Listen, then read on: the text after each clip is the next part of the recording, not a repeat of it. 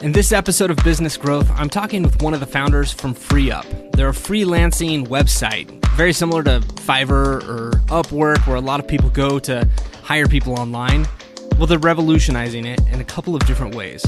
But before we get into the way that they're revolutionizing that marketplace, we're talking about the business that Connor had in college. It was a multi-million-dollar business. He's going to share some of his organizational and system strategies. We're going to talk about e-commerce and the ways that he grew on the Amazon platform.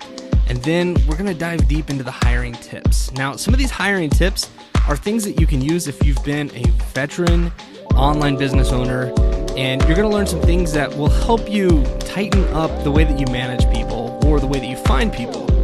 Also, we're going to cover things that happen to be super useful for people that are just starting out. So if you're looking to grow your business and you don't have a lot of capital or you don't want to bring on employees, but you really need to grow, hiring someone that's a freelancer may be your best option. Are you there with me? Yep. How's it going? Right. Thanks. Great. Yeah, thanks for having me on the show today. Awesome.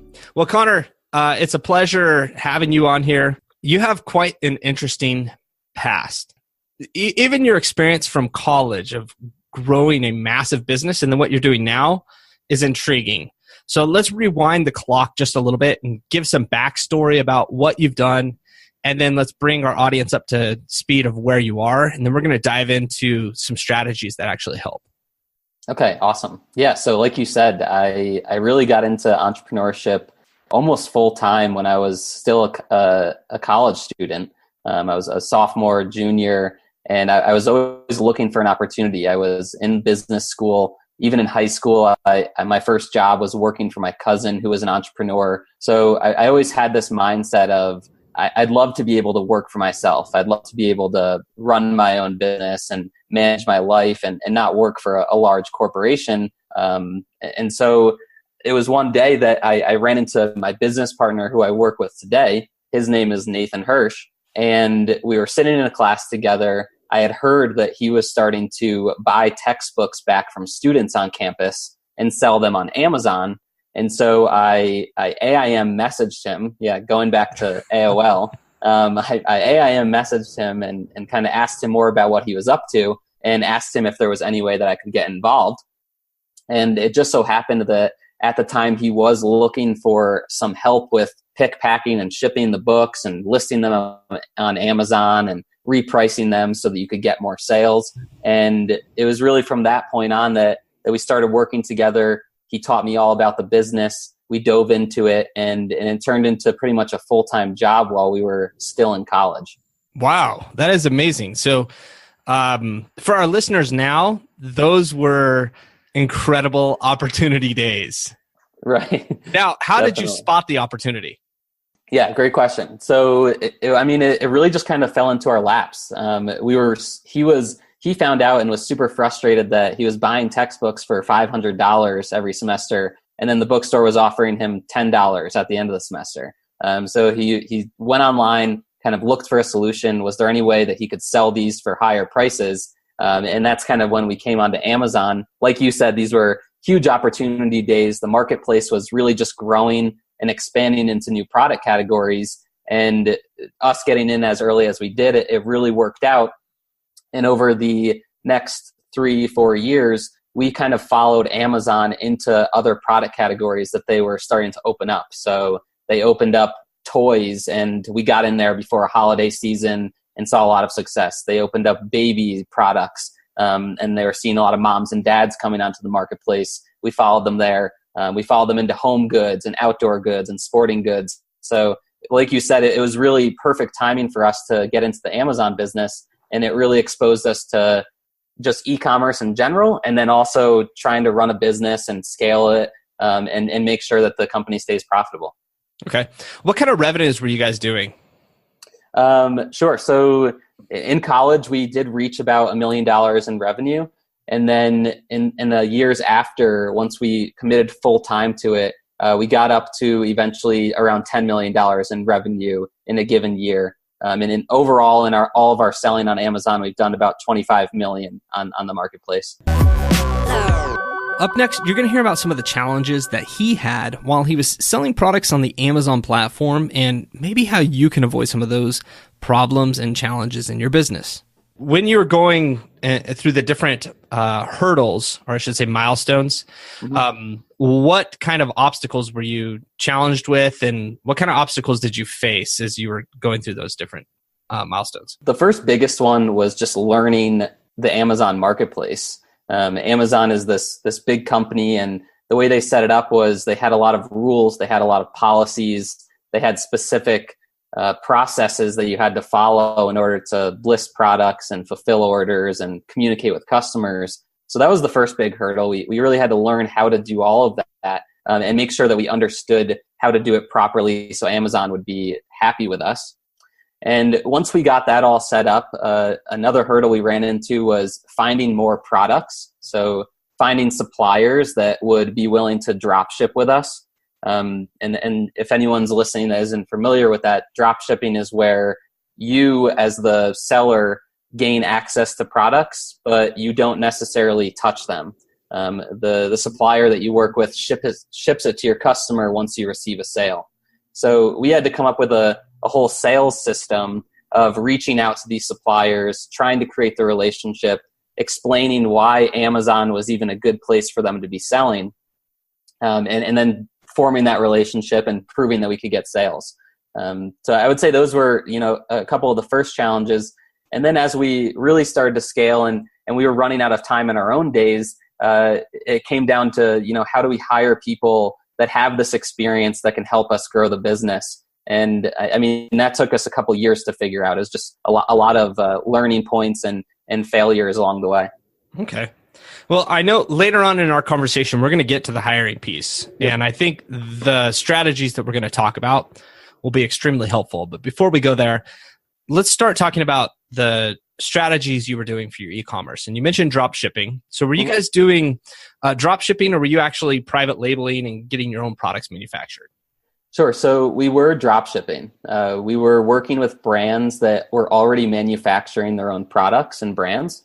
They may have had a good following through their own website, and they just weren't on Amazon yet. So we would go to them.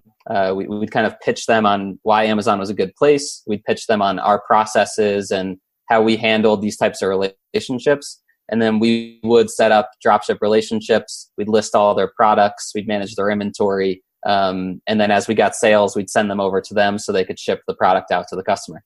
Okay. And just so our listeners understand, there are a few differences between having a private label or getting your own product manufactured and drop shipping. One of the advantages of drop shipping is that your risk is a lot lower. It's almost non-existent for the most part. Now, one of the challenges with drop shipping, and that's something I'll kind of lead to our part of the conversation, is logistics. You have to make sure that everything is organized and orchestrated correctly, because you have to take the payment and then make sure shipping happens and then follow up. So how did you guys get the orchestration of that to work properly? So we started slow.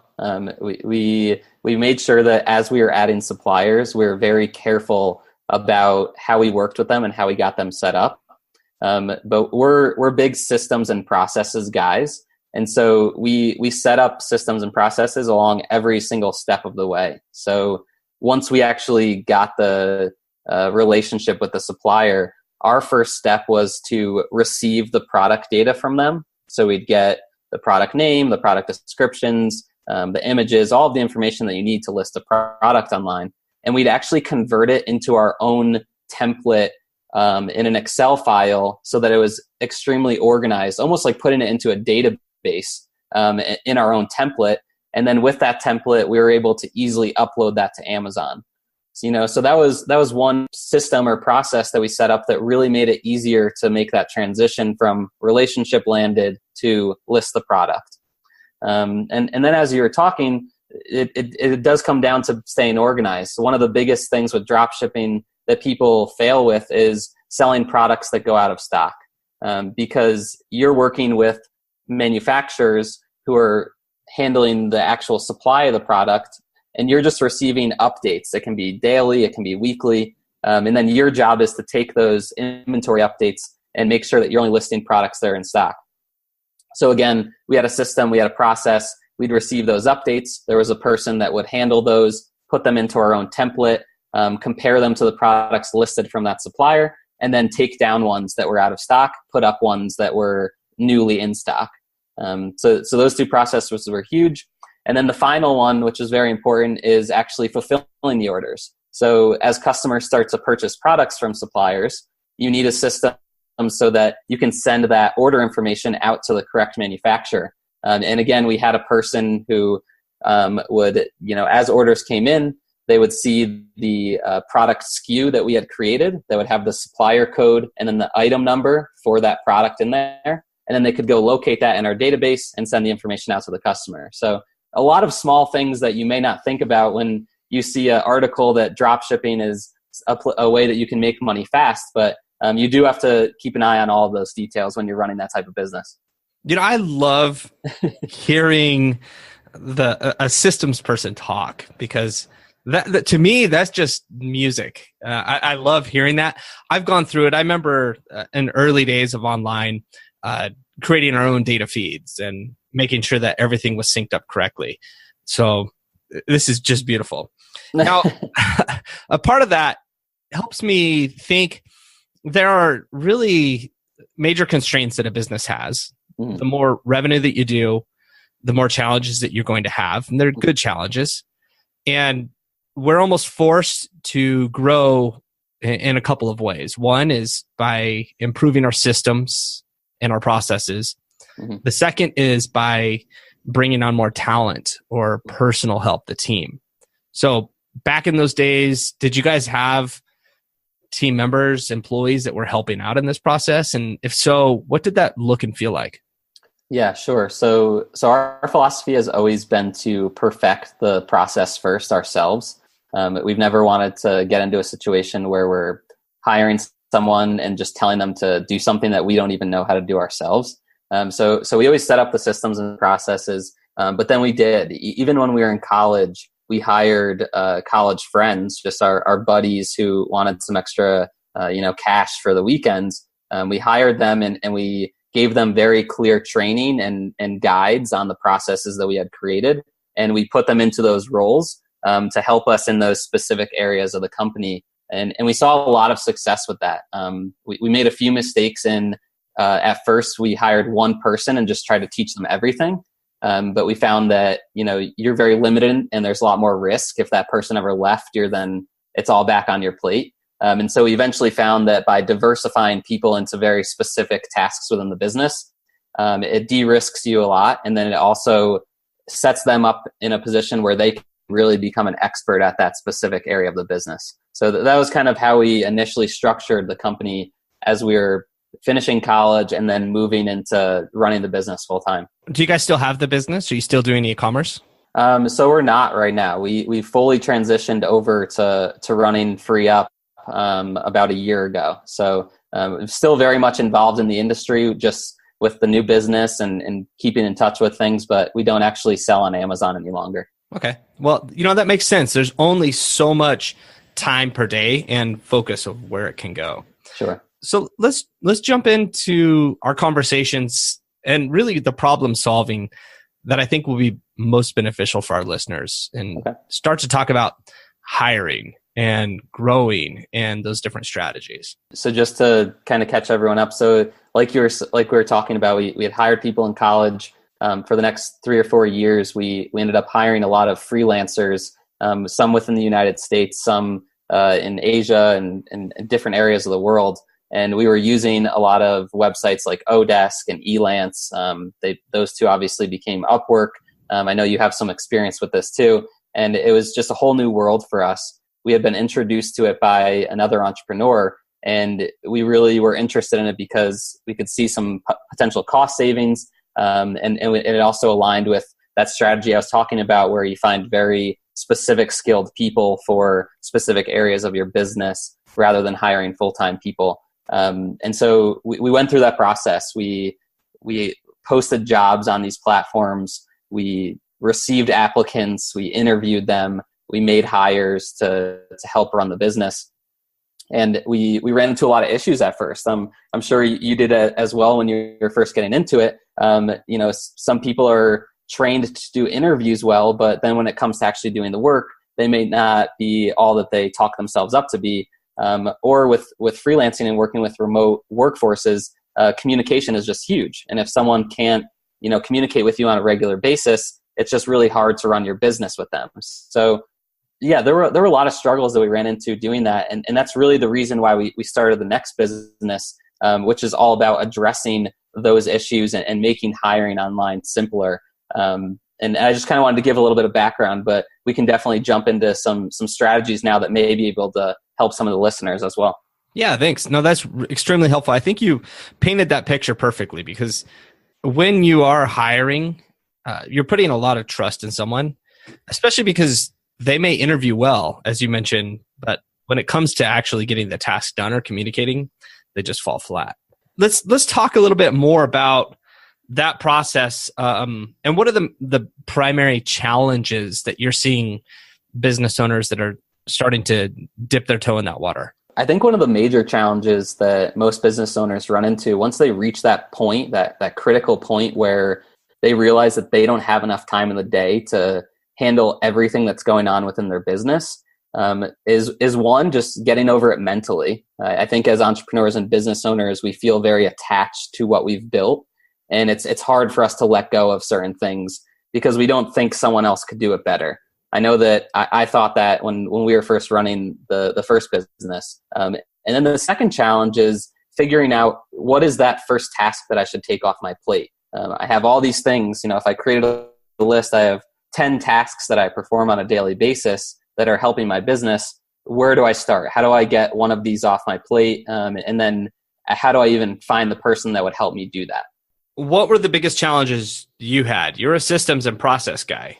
Mm-hmm. Maybe a lot of people aren't, but what were the challenges that you faced? The challenges we faced was very much in the interview and the onboarding process. We didn't know much about working with remote freelancers. And so we didn't necessarily know what were the right questions to ask at first. Up next is the part where you really want to pull out your pen or you want to bookmark, screenshot, because Connor's going over the questions that you should be asking freelancers and the questions you should be asking yourself so that you really have a tight project and a tight project management. So we had experience hiring, like I said, some part-time employees in college. And then we also did have experience hiring some other employees in our general area, but we didn't really know how to manage a relationship with someone that wasn't sitting in our office, wasn't near to us. And so the interview process was tough for us.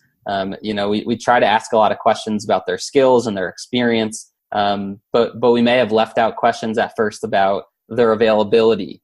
Could they work on the hours that we're on, our time zone? Could they work on that? How many hours did they actually have available in the day to work with our business on the projects? How had they communicated with clients in the past? And what was our process? How did we want them to communicate with us? So asking those questions are really critical to understanding if someone's going to be a good fit for your business. And then once you actually get to the point where you're thinking about bringing them onto your team, it's super important to set very clear expectations. So for me personally, I value communication at a very high level, and I make that super clear to anyone that I'm working with. So for me, if I hire someone to manage my social media for a couple hours a day, I expect them to Skype me right when they start, and then also Skype me at the end of the time that they're working with a short summary of what they're able to achieve and any issues that they had. For me as a business owner, it allows me to stay in touch with that person, know when they're online, ask them questions during that time, and then also know that they're getting what they need to get done on a daily basis. So really setting those expectations, I think, is super important up front. What were the things that you thought you had right, but actually got wrong? A lot of hires, right? We interviewed tons of people, and there were, in the first year, probably half of all the hires that we said, wow, this person's going to be a rock star, let's definitely hire them, it ended up being a flop, and we had to end up firing them. So I think just coming back to those core things that I was mentioning, there were a lot of mistakes that we made. There were a lot of things that we weren't thinking about that once we actually started working with the person, it just did out. So, looking back on it, I just see how important you have to take that interview process to make sure that you really understand if that person's going to be a good fit for you. Coming up, you're going to hear why slow growth is often more important than quick scaling, and how focusing on cash flow and growing slowly will protect you from burn. Is there ever a time where you think that a business owner is growing too fast and they need to slow down? Yeah, I absolutely think that's an issue that some people can run into. For me, with my experience, businesses can get into a point where their revenue and their profits are growing very quickly. They're going through kind of a phase of the business where they're moving towards that hockey stick growth. But from my experience, it doesn't stay like that forever. And all businesses have ups and downs. And so I think people can get into a bad place where they see that type of growth and they start to increase their expenses at the same rate. So that growth, they start to hire more people. They start to invest in more software. They do whatever they need to do to keep growing their business. And then they hit a lull where they see a small dip in their revenue and their profits, and their expenses and their profits maybe are overlapping or they're way too close. And it gets to a point where maybe they have to lay off people or cut back on certain projects. So I think that is an issue. And from my experience, I try now just to be as consistent as possible. Keep a good difference between your profits and your expenses, and only slowly increase your expenses, whether it's hiring someone or investing in different projects, as your profit slowly goes up and you see that over months of time, it really stays steady at that level. Mm-hmm. I totally agree. And the strategy that you're talking about is the strategy that works for 99% of businesses out there. Right. And the reason why I say that is because it's really easy to be enticed by the articles on TechCrunch or seeing what, Andreessen Horowitz or whomever is putting venture money in, because those companies are out of touch. Their valuations are too high. They're getting investor capital, and they really don't have to be responsible with that capital. Right. Almost until it's too late. I completely agree with you. There's the society around entrepreneurship has kind of brainwashed people, or at least in the media, to think that that's the norm, right? The getting $10 million and a quick funding round, and then you can just kind of blow cash while you're growing the business. I'm much more a proponent of the smart, consistent, good business model, good business tactics, growth. And I think that over a long run, you're going to be much happier as a business owner if you take that approach. Yeah. You and I sit in the same school with that type of philosophy. Yeah, definitely. I've just seen it go the wrong way. Don't get me wrong. I have friends that have taken venture money. It works, but they understand what they're doing. Right. Some of the businesses work out, and some of them just belly flop. Consistency is key. Now, I want to shift gears for a little bit and kind of put on the hat of why you created the business that you're doing now, mm-hmm. and what was the problem that you were trying to solve. Because ultimately, you saw an opportunity or you saw a problem, right? And you decided that this was something that you needed to do. So tell us about that problem. It's a great point. So it's kind of a combination of both, right? The first problem was what I was starting to explain earlier. We were going to Odesk, we were going to Elance, we were going to Fiverr, we were going to all these freelance platforms, and we were posting jobs. And if anyone's familiar, you usually get 10 to 25 applicants. Anyone can apply to these jobs. And then it's your job as the business owner to sift through them, set up interviews, go through that interview process, and at the end of the day, try to pick the best person that you want to hire. And we were just frustrated by the amount of time it was taking us to find reliable freelancers to join our business. And we wanted a better way. We were thinking, this is a big problem we're having. There's obviously an opportunity in freelancing. There's more and more freelancers coming up online, and more businesses are realizing the potential benefits of hiring them over full-time employees. So let's try to create a better solution for this. And at first, let's keep it focused in the e-commerce industry, since that's where our expertise is. And so that's really how FreeUp started. We wanted to help e-commerce business owners free up their time so they could spend more time on building their business rather than being stuck in all of the operations. You make a really interesting point that you focused on the area or solving the problem that you had. Whereas I think a lot of people, they often chase an opportunity a little too far versus solving a problem. Yeah. So, let's get into the free up and, where it was when you started and then where you are now. And then let's start talking about more strategies and items like that.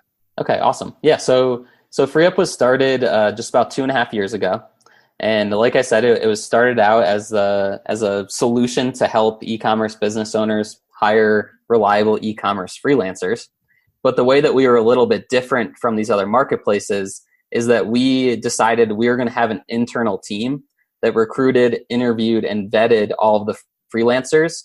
And then we would only allow in the top 1% of all applicants.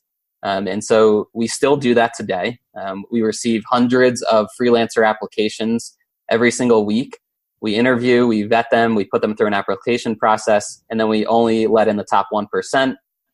Those freelancers then come into our software and they're able to make their services available for hourly or fixed rates.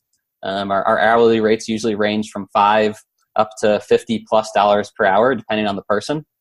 And we have freelancers that have skill sets from helping someone sell on Amazon to running a store on eBay, running a Shopify store, really anything within the e-commerce realm.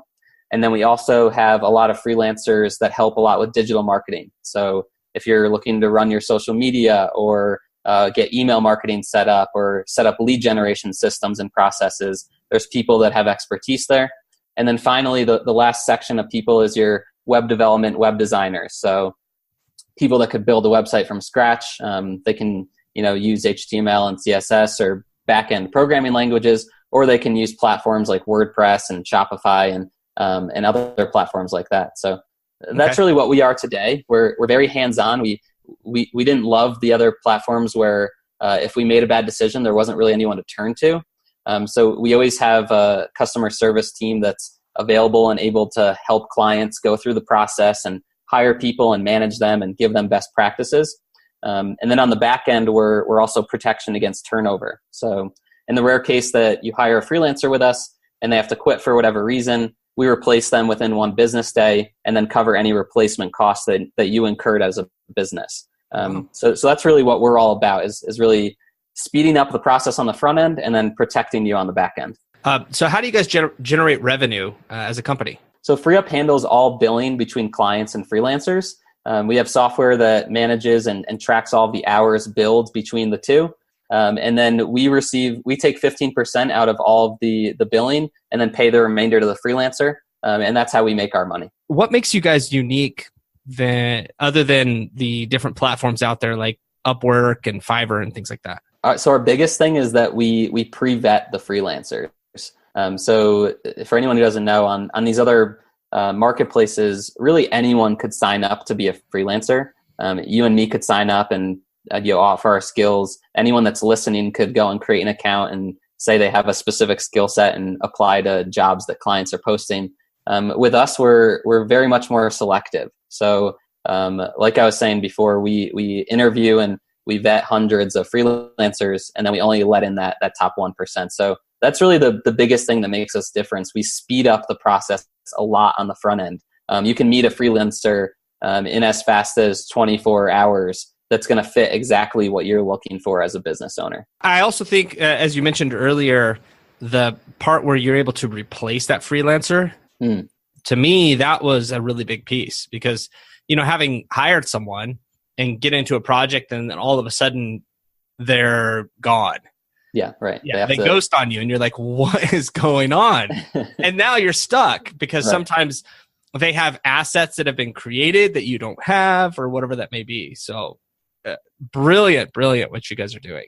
Awesome. Yeah, we take that part very seriously. And we really try not to let it get to that situation either. So anytime that a client, let's say, has a bad experience in terms of communication or their skill set or whatever it is, and they let us know.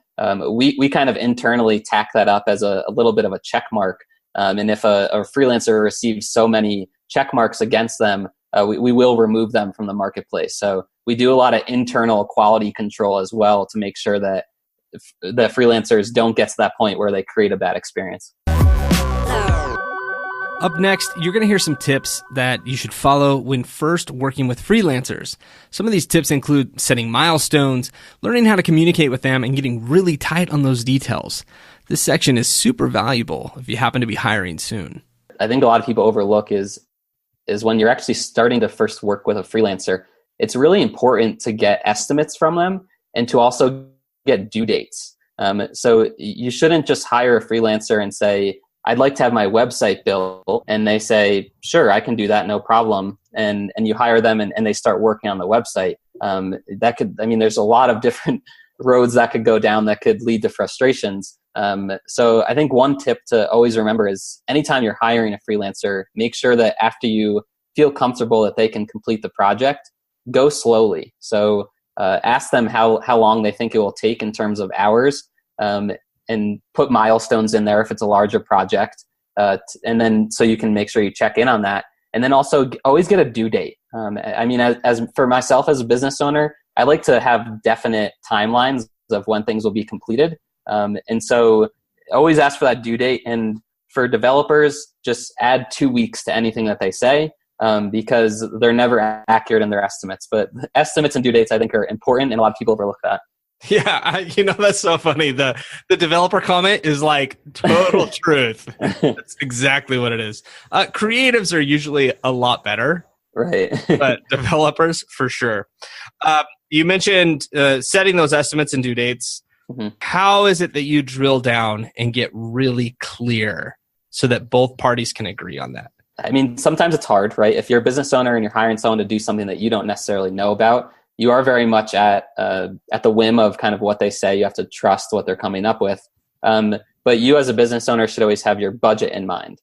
So if they're saying something's going to take X amount of hours, and you have a specific budget, there are ways that you can, maybe do a little bit less at first to stay within your budget, or ask them if they think things could be done faster on their end as well. I think there's always a conversation that you should have to make sure that you're on point with the deadline that you need and the budget that you need, and then they actually feel comfortable and that what you're asking them to do is realistic for their time frame and for their experience and skill sets. With your style of navigating a business, being a systems and process guy, mm-hmm. Are there certain tools that you refer back to that help you stay organized or help you create those processes? Would you mind sharing some of those? So for communication, I use Skype a lot just because it's extremely convenient and a lot of people are on it. It's easy to get an account.